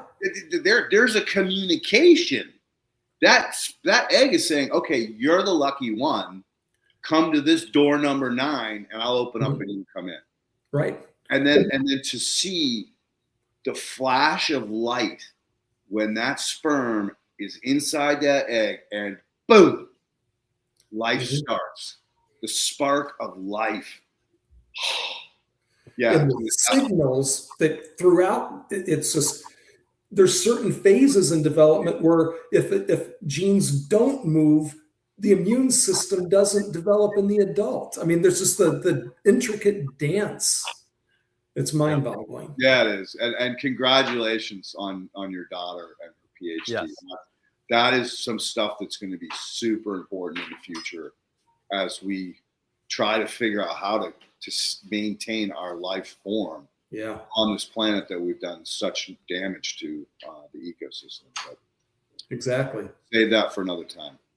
And Dave, this is what we're famous for on this platform. Okay. Left turns, fucking right turns, just out of control, off topic. But that's the fun of it. Like, that's what makes this entertaining as well as educational, is because we do allow ourselves to go there. So keep up the good work, brother. Good. Okay. Yeah, because it all really, when you think about it, it all comes back to the same thing, is improving our species, our life force, etc. Like you guys were talking about the breeding. You look at a queen bee, she mates with 20 some males, she stores all that sperm, and depending on the time of year and what is needed, she produces bees specifically regulated for what's coming in her future. Like going into winter, there's certain males that have the DNA that will survive winter where others don't, and she picks and chooses. It's nature.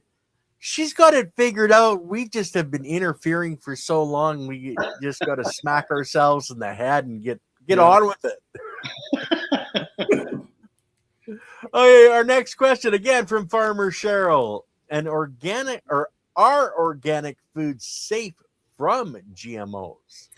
If it's USDA certified organic, it cannot have a product of biotechnology. So, okay.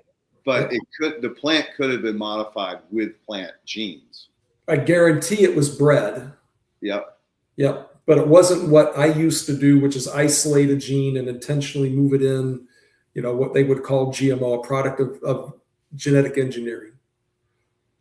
There's actually, if you think corn, soybeans, maybe wheat, cotton, cucurbits, so cucumber, squash, papaya, those all have versions of genetic modification in them. But most of the foods we eat don't. So if you see something that, GMO-free strawberry, well, that's mislabeled because no strawberries are GMO. They're all bred, so they've all had their genes rearranged through breeding.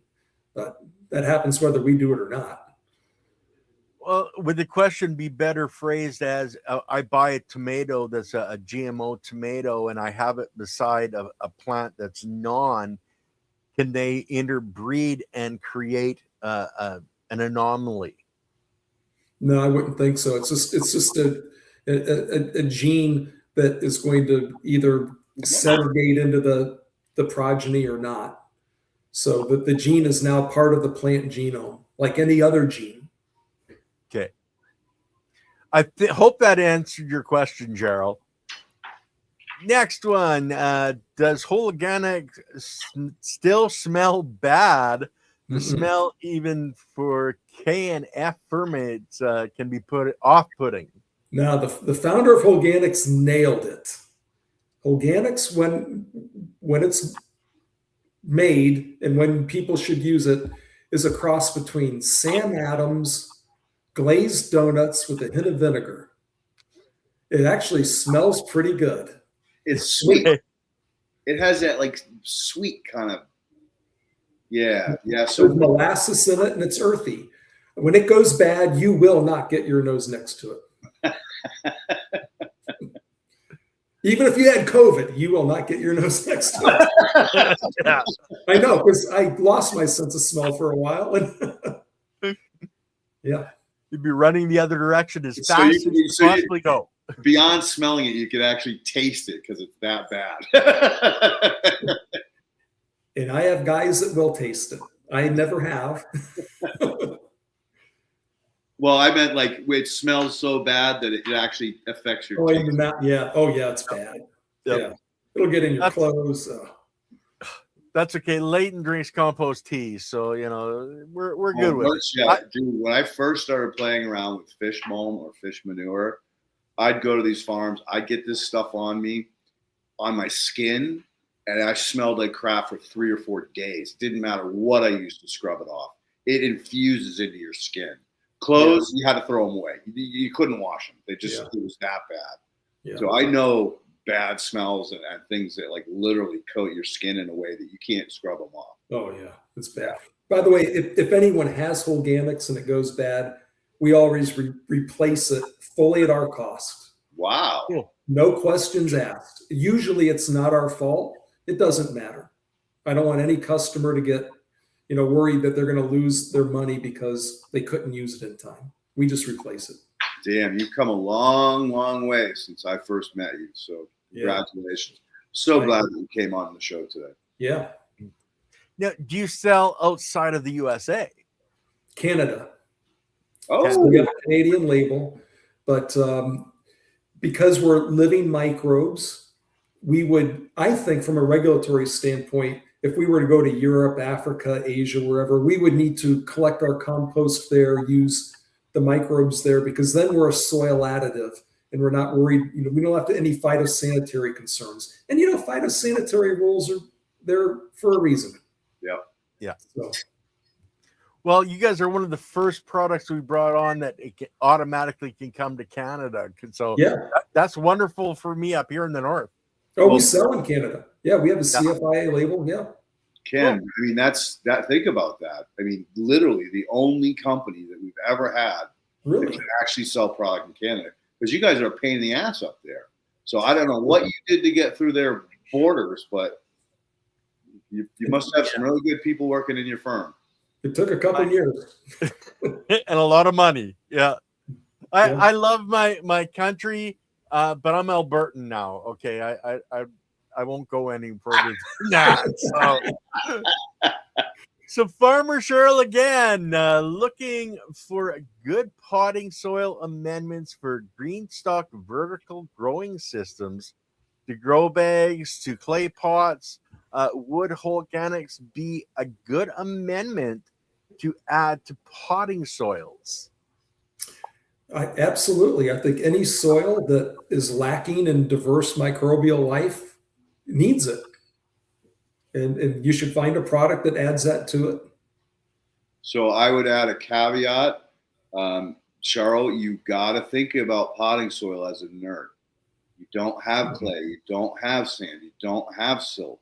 You're restricting the biology dramatically by not having those inputs present for the Pornex or any of the other biologicals to work from.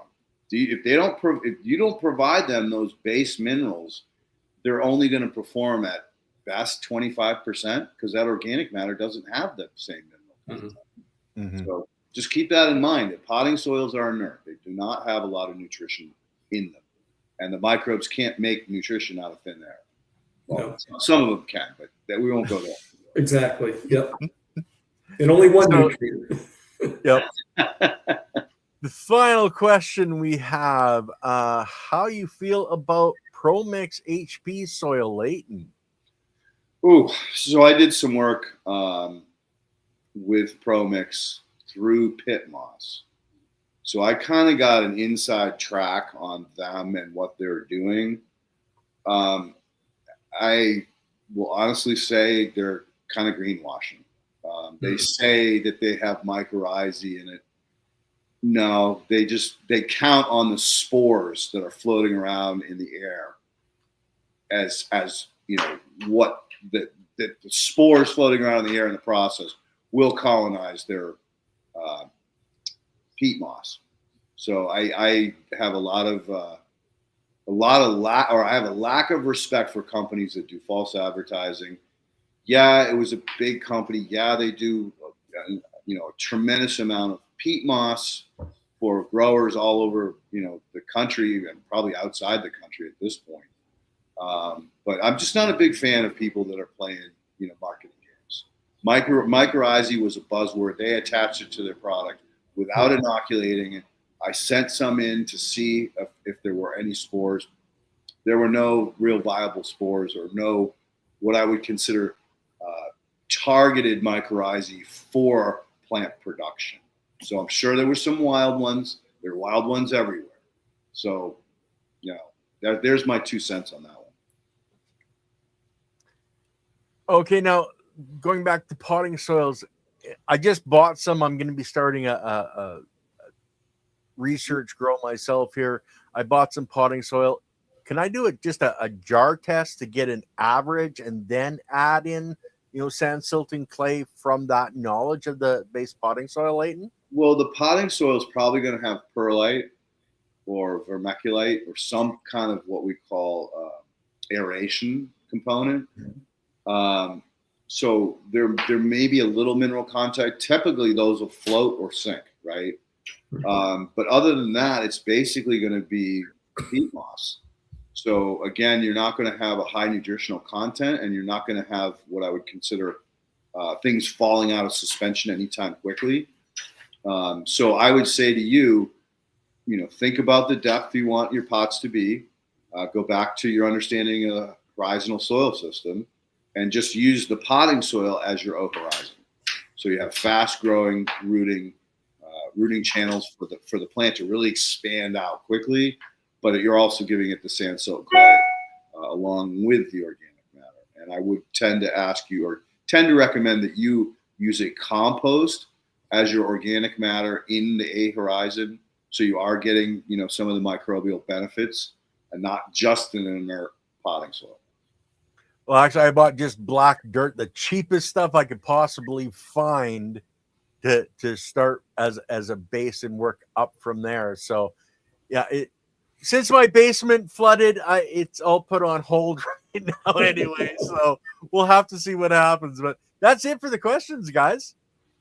Cool. Well, we actually get a break. You just saw Poe jump up on me, Dave. This is right about when their walking time is. So they go for their half-hour walk. Then we come back. We go through feeding time, and so they're waiting for their their time. So they get a little anxious around right around 4:00. But hey, listen, I really want to thank you, Dave, for coming on today. You were an absolute pleasure to talk about. You allowed us to go way off track, which is, in my mind, the fun part of what we get to do. Mm-hmm. I really appreciate the in-depth knowledge and the sharing of deeper understanding of GMO, and actually, looking at your company as not this, evil empire. Everything changes, but when you were there, they were not the bad guys. They were trying to do the right thing, which, Mm-hmm. kudos to them, and maybe we can put a little makeup on some of their black eyes. But thank you for that. And Ken, as always, thank you so much for putting this together and all the behind the scenes work that you do each and every week to put this together, to have this a regular thing. Thank you. Thank you. It was a real pleasure. It really was. Yeah. And we'll have to have you back on in like 6 months or maybe a year, see where you are now and what else is going on. I mean, just the sheer fact that you got 1 million acres under production is fantastic news to me. I'm hearing that more and more now with these microbial companies. Unfortunately, I ask about sales because it's a kind of a metric that people understand. But similarly, to say, hey, we have 1 million acres under production, that's a very valuable metric that lets people understand that, you're not just a joke. You're not some peanut small time operation. You got it going on. Mm-hmm. So, thank you. Yeah. Thank you, Dave. And maybe we'll have you on sooner than that, and you guys can talk about the other stuff that we didn't get to talk about today. Oh, freaking motors and bacteria. Oh, God. So many things. Anyway, maybe we should. So keep that in mind. The calendar, you have the calendar. So if you feel inspired, plug yourself in the future, and we'll make it more about philosophy and deeper understanding on some of these cellular interactions and reactions as we're seeing the technology coming out, how to actually visit the inside of a cell and watch the inner workings, which is like, just mind. It's like trying to say, oh yeah, the universe is expanding into nothing. Yeah. Think about that for a minute, right? Yeah. It's kind of hard to wrap your head around. Or the cell an actual fresh universe that's just been created. Yeah, Horton and the Who is real. That's right. Okay, guys, we will see you next week for the Soil Matters. Andy is really sick. We're not sure when we're going to be doing our next show on Wednesday, so stay tuned. Check out the channel, and hopefully he's feeling better soon. But guys, peace out, everybody. Dave, thank you so much again, and we will see you guys all soon.